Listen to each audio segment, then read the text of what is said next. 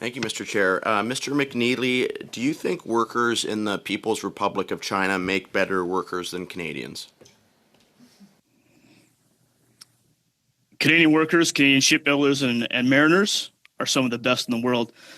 I think that if the ships are built in Canada, they would continue to be sailed by Canadians for decades. Do you think China can make higher quality ships than we can here in Canada? I know that the steel we produce here in Canada is some of the highest quality in the world, and I have no reason to believe that the shipyards wouldn't produce some of the highest quality ships in the world for us to sail on and move millions of people on an annual basis safely. I want to ask you now the same question that I asked the CEO of BC Ferries, which you struggled to answer. Do you think that the state-owned shipyards in China follow the same level of safety, labor, and environmental standards as the shipyards here in Canada do? I will be more succinct than the CEO of BC Ferries. No. So, to follow up on that, why do you think, at the end of the day, this contract was awarded to a state-owned shipyard in China and not one here in Canada? What was the so-called competitive advantage that in your opinion, the shipyard in China had? Yeah, the competitive advantage that shipyard has is twofold. One, they've had a country that's been investing in their domestic ship capacity through a hybrid civil-military process, meaning that shipyard is funded and the work there is done at a cut rate because their government invests in it, and also their steel is heavily subsidized. That makes it more challenging on a cost basis, and I think that in Canada we pay a bit more for what we get, but the quality we get is much higher and will last forever, and it's something we can be proud of. We're looking at potential knock-on impacts to the industry in British Columbia and Canada if you build large vessels here of billions of dollars. Now we're looking at hundreds of millions of dollars over the lifetime of vessel just for the repair and refit. That's the scraps, not the pie. I know C-SPAN mentioned that they would have liked to build the ships here, but that they couldn't compete with the state-owned shipyard in China, who were, I believe, paying their workers about 7 times less. Is it essentially the case, in your view, that we are offshoring these critical shipbuilding jobs to an adversarial regime because they're willing to pay their workers less and have them work in harsher conditions? We've been offshoring shipbuilding for decades, unfortunately, through BC Ferries and others. And we could have started building smaller vessels, medium, minor, intermediates, and then build towards large vessels. Over the last 20 years, that hasn't occurred. And now we're at an inflection point where I think the decision to go with a Chinese shipbuilder has highlighted that failure of leadership and that failure of long-term planning. Can you detail what are the main priorities that your union fights for your members? Is it higher wages, better working conditions, these kinds of things over the past years and decades? Yeah, so through the 70s and to now, we've been fighting for better working conditions, safe working conditions, a reasonable sense of quality in life. And we're proud of the work we've done. There's still lots of work to do. I'm in bargaining later today, and that's a process that continues on an ongoing basis. But we have progressed our membership and people around the coast and around Canada in a way that we don't necessarily see in the People's Republic of China. But what then is the point of having a union and achieving these results for your members if your government simply then turns around and offshores these jobs to a country like China that doesn't have these wages, that doesn't have these working conditions, and basically undercuts everything that you've been fighting so hard to achieve over the past decades and years, as you mentioned? Well, I think that's the key point here is we need to push for stronger federal rules to keep public investment supporting Canadian jobs. We need to get the federal government to expand the national shipbuilding strategy to include ferries because we need to spend Canadian tax dollars on Canadians and not offshore, because every time we offshore that money, we're not saving it, we're burning it in someone else's economy. And one last question for you. Do you think that it's fair that at a time China is hitting our farmers and seafood harvesters with tariffs as high as 100%. We are allowing these ships to be built in a state-owned shipyard of that very same country and then being able to enter this country tariff-free? Do I think it's fair? No. We're giving public money to public infrastructure, and it's leaving the country before a single welding torch is sparked. Thank you very much, Mr. Gunn, and thank you, Mr. McNeely. Next. Burke, a question for you. Just if you could ballpark it, how much money would you say on average the average union worker that you represent pays each year in taxes?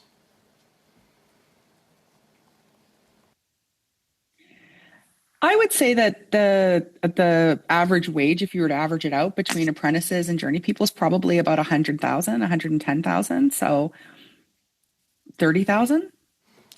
And would you say it's a good use of their hard-earned taxpayer money to subsidize shipbuilding jobs in another country, particularly the People's Republic of China?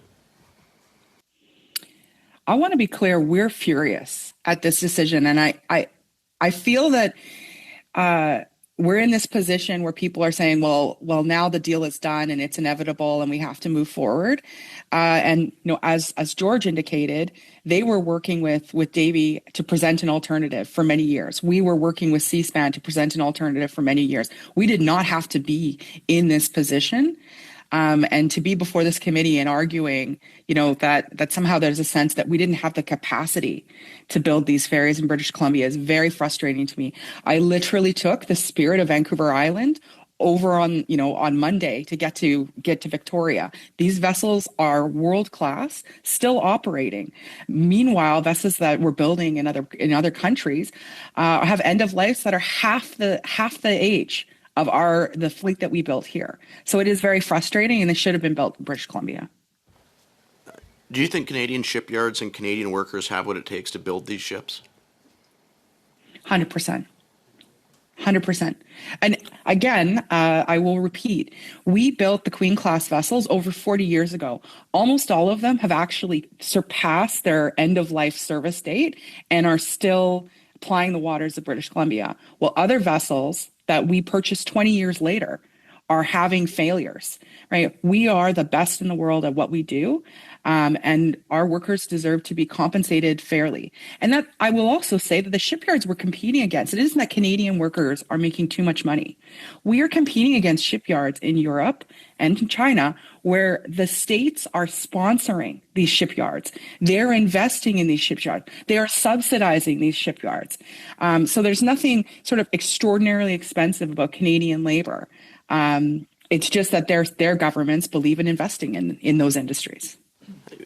You mentioned the word investing in the industries, which I find interesting. We have a federal government now that's talked a lot about building Canada strong, investing in the economy. Do you think subsidizing to the tune of $1 billion, thousands of shipbuilding jobs in China builds Canada strong? As I said, I'm incredibly frustrated that we're in this position where a contract has been given to a shipyard in China to build 4 vessels that we could have substantially built in Canada. Both the federal government, the provincial government, BC Ferries itself has kind of framed this as there's been a spontaneous need to increase the capacity of BC Ferries.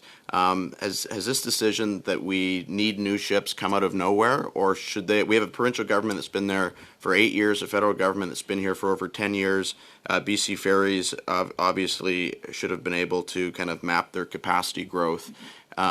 Should they have known years in advance that we were going to need new ferries and been able to create an industrial strategy around that? They knew 40 years ago when we launched the Queen class vessels when their end of service life was expected to be. And I would welcome George to also, weigh in, because his members are right there beside my members doing this work and are highly involved in this.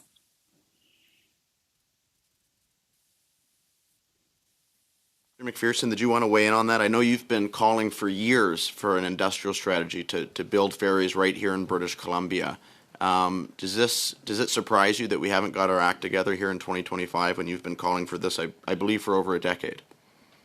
Well over a decade, probably 2 decades. And we worked extremely hard with the East Coast Federation as well to try and put a shipbuilding strategy forward with the federal government. We lobbied hard. We fought hard. We looked like we were getting some success.